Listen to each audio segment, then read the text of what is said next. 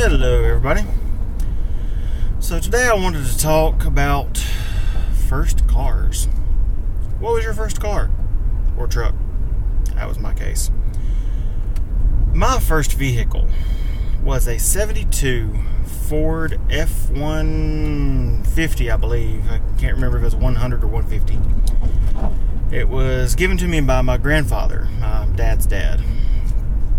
He bought it new, I believe, in 72, and had it all the way until whenever he gave it to me in, I believe he gave it to me in 94, because I actually got my driver's license in 95, and then it I had it for a few months before then so I could learn, because it was a 3-speed on the column, or as I like to call it, a 3 on the tree. Like the dimmer switch in the thing, where everybody, the dimmer is on the stalk where the turn signal is usually in the cars now. But it was on the floor, on where the dead pedal, where that is. That thing, it was loud. It had the 302 in it, and it had a glass pack muffler on it, because, bless his heart, he did not believe in spending a whole lot of money on a vehicle. It was white, and I remember my dad sent it to one of those really, really cheap paint places that was very popular in the mid-90s. Something like Peach Auto Paint or something like that. It's a couple $100 paint job. They barely scratched the surface and slapped some paint on is what they do, or did. They've been out of business many, many years. But man, that was an awesome truck. The gas tank was behind the seat, in the cab with you, which was dangerous as all get out. But that's just the way they designed them. They didn't want it up under the truck for whatever reason at that time, and so they didn't do it. But yeah, that was my first vehicle. I drove that for, I'd say, probably almost a year. It started giving us some trouble, and my dad, bless his heart, was not very mechanically inclined, and thank the Lord that I got the good genes of being able to actually work on things and figure them out, because my next vehicle was another Ford pickup truck, but it had its fair share of issues, but we'll get into that in another video. I just want to talk about first vehicles, because like kids these days, and I don't want to sound like an old fogey, but kids these days, they're probably not going to know exactly what a true hoopty first car is. I guess I was kind of blessed. Mine wasn't that bad of a hoopty, but it was very old. I mean, it was 8 years older than me. I don't even know how many engines it had been through. Sometimes whenever you ask my dad, he would say every 10, 20,000 miles or so, my grandfather would put a new engine in it, or have it rebuilt or something. But another time you hear something different, so I don't know. But here, my grandfather originally got it on the farm. They had a farm and all, and he put the steaks in the steak pockets. That's what they called them back then.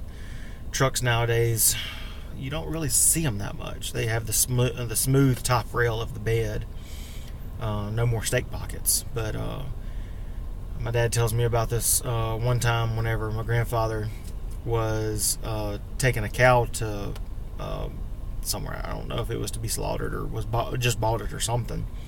But he loaded it in the back of the truck, and it got kind of rowdy, and it leaned up against one of the sides of the steak deals, and it kind of broke that side of the bed. So even whenever I got it, where the tailgate was, it actually had a chain with one of those twist adjuster deals going from side to side, so that you could actually pull that one side back over to the other and close the bed, the tailgate properly. But I mean, it was a good truck for as old as it was and all. That 3-speed, man, though, it was fun to drive, because you're sitting there, first, and then come down second is on the back, and then you go down straight down third. You got people beside you. They're like, "What the heck is he doing?" Because don't nobody know how to drive a stick, and very few even know how to drive a 3-speed on the column shift.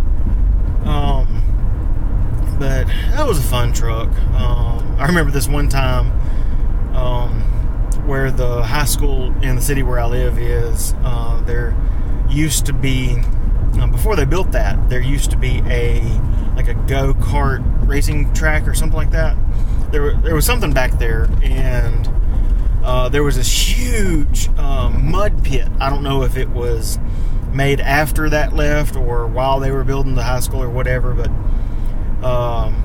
some friends of mine were out there mud riding in, one of them had like an Isuzu Pup, one had like an International Scout, and I'm trying to remember what the other had. It was some kind of Chevy pickup, if I'm not mistaken, a small pickup, and they were out mud riding and all. So me and one of my other friends, I believe Jamie was, he was with me, and we went out there just to hang out and all. And of course everybody was like, "Hey, yeah, you should try it." I'm in a two-wheel drive pickup. Well, two-wheel drive. It was actually one wheel because it had an open diff. But so they were just egging me on. So I had to answer the call, right? I had to go mud riding. And Daddy had told me, "No, don't do it. Don't go mud riding. You're going to get stuck." Well, I was going to do it, but I wasn't going to get stuck, and I didn't get stuck. But it was real fun because I backed up enough to get a running start. And yeah, nowadays they would say, "Hey, hold my beer, watch this," because we got a running start, and that truck didn't have regular seatbelts like this. It had just lap belts. So Jamie was over there. He was like, "Oh, dude, you're not going to do it." And I did. So he was over there buckling up, tightening his seatbelt up, trying to hold on for dear life. So, all my friends, Jeremy, Jason, Nathan, all of them, they were like, "You need to go on the side over here where it's not so deep." And, one of them even showed me. He went through it in his truck. And as soon as I started backing up, they all moved. They knew what was about to happen. I backed up. I was in second by the time I hit that thing. And mud went everywhere. And that white truck had a perfect mud brown to white fade job. And it was so wild. I made it to the other side. I almost did not make it to the car wash to get the mud out of the radiator before it overheated, though.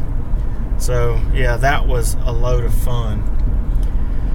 But, yeah, adventures in first cars, they're meant to be not really trashed, but not really thrown away, but what's the word I'm looking for? You're learning how to drive, so they're going to get beat up. And man, that truck, it went through some stuff.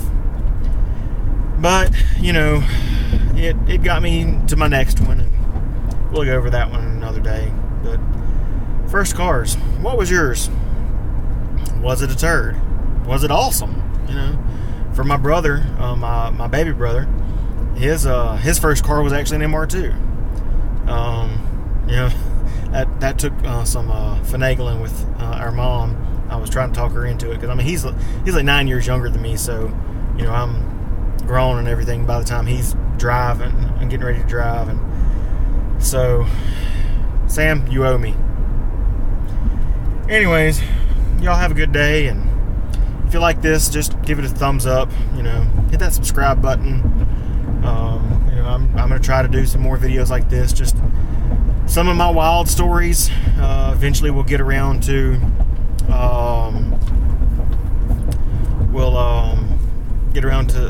Doing. I have some stuff to work on my car, and I'm going to do some videos with that. So, if that's something you seem interested in, just hit that subscribe button. Whenever you do, there should be a little bell. If you're watching this whenever YouTube still has the bell, hit that bell so you'll be notified anytime I upload a video. And until next time.